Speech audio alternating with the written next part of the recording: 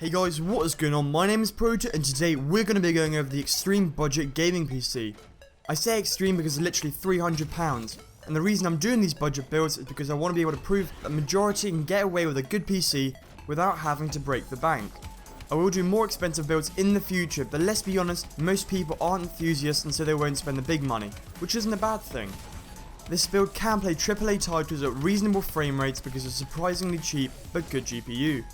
If you want to stream immediately and don't care about the Intel i3, i5 or i7 upgrade potential, look into swapping this CPU with an AMD FX 6300 or the 8350 if your budget allows, and pair that with a compatible motherboard, such as the Gigabyte GA978 DS3P ATX AM3 Plus Mobo. If you have a bigger budget, check out some of my other builds, but for now, enjoy the video.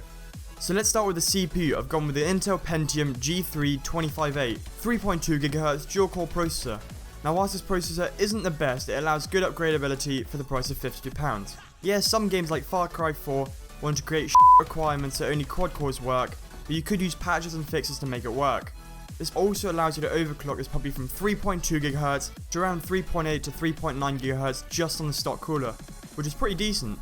It does support the LGA 1150 socket, meaning you can upgrade to an i3, i5 or i7 if you decide you want better performance. Other than that, there's not really much to say. If I went with the AMD alternative, at this price point, I'd probably be looking at the FX 4300 quad core, but pairing that with a different mobo makes the price more expensive by about £30, and you wouldn't see much of a performance boost, since games normally rely on the GPU doing all the heavy lifting. For the mobo, we've got the MSI H81M P33 Micro ATX motherboard. The motherboard only has 2 RAM slots, so you're very limited in terms of RAM upgradability, but for us it also has great overclocking potential. The supported memory types are 1066, 1333 and 1600 MHz, all using DDR3. Max memory is 16GB, but that's not an issue for us. Also, it doesn't support RAID, Crossfire or SLI, though our GPU can't utilize that anyway. It does have 2 6GB per second slots as well as 2 3GB per second slots, though I'd just ignore the 3GB ones if I was you. I'm going to be very blunt when I say this. The mobo is really limited in what it can offer, but for £31 you aren't going to find a better deal. Even if we start going to £60, the features are still limited till we spend the bigger money, like 70 or 80 quid. Which in a build like this, doesn't make any sense since we're only spending 50 quid on the CPU. This is a bare bones mobo, but will do the job well. Now going on to RAM, I wonder how many of you can guess what we're actually going for. It's the Kingston HyperX Fury Black 8GB 2 4GB sticks, DDR3 1866 memory. This costs £33, and as I've said before, and I'll say it again, it's excellent RAM at great speeds and an awesome price. If you go onto places like PC Part Picker, at the time of making this video, it is the cheapest 2x4GB module kit. Even if the price did increase, you would only be paying a few pence to have a sweet heat spreader and good speeds. Speaking of speeds, the mobo only goes up to 1600 MHz, meaning this RAM speed won't be fully utilized, since it's running at 1866. Plus, as weird as it sounds, the same module, so the Kingston HyperX Fury, running at 1600 MHz is about 5 quid more expensive. You could use this RAM kit in another build, or if you ever decide you want to upgrade the mobo, it makes it a lot easier. As for why we've gone with 8 gigs, the 64-bit version of Windows already uses 2GB, leaving 6 to run games, which is sufficient compared to 2GB which we'd have if we went for the 4GB module. That and this mobo isn't expandable, so just get 8 gigs and be happy, since you don't need any more for gaming. For storage, we've run the Seagate Barracuda 1TB 3.5-inch 7200 RPM internal hard drive.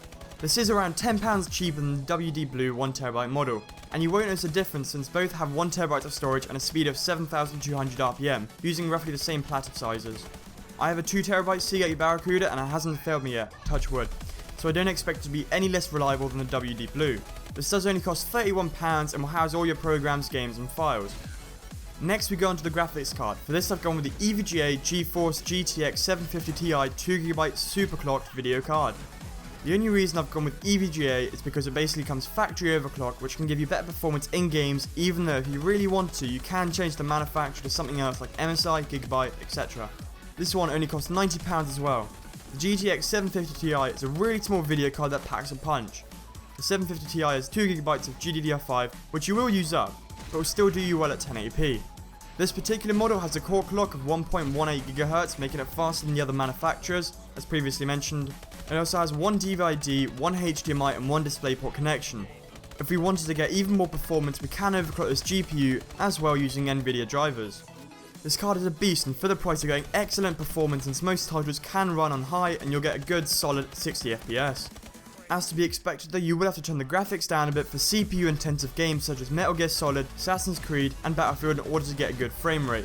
But this is down to the CPU and not too much of the GPU.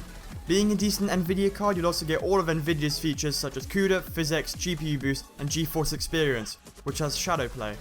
With all that out of the way, let's get onto the case. I've chosen to go with the Cooler Master N200 Micro ATX mid-tower case, because of its great price at 28 quid and size. Anyway, you have room for one 5¼ inch bay to put in a DVD drive, as well as a place for three 3½ inch bays, such as your hard drive. And then you have room for a total of four 2½ inch bays. It has front panel USB and good airflow, and it's reasonably quiet if you can get past the CPU stock cooler sounding like a jet engine. And lastly, we've got the power supply, the thing that shouldn't be considered unimportant, but often is. For this, we've gone the EVGA 500W A+ certified ATX power supply. You guys have obviously seen this before. It's a 30 pound PSU and has all the connections you could possibly need. It's made by EVGA, which are known for reliability and is decent for this budget build. So that's it guys, thanks for watching. If you liked this video and found it helpful, give it a thumbs up, and if you didn't, you guys know what to do. I'm also going to be doing more PC builds, but I'll try not to overwhelm you with them. I'll also make the budgets much bigger to allow people to actually understand what they can get for their money. I did make an APU build, but it was only about £40 cheaper and gave you much less performance. So if you want me to do a specific budget like £700 or £1,000, drop a comment down below. Anyway guys, thanks for watching, stay awesome, and this has been Proto. Adios!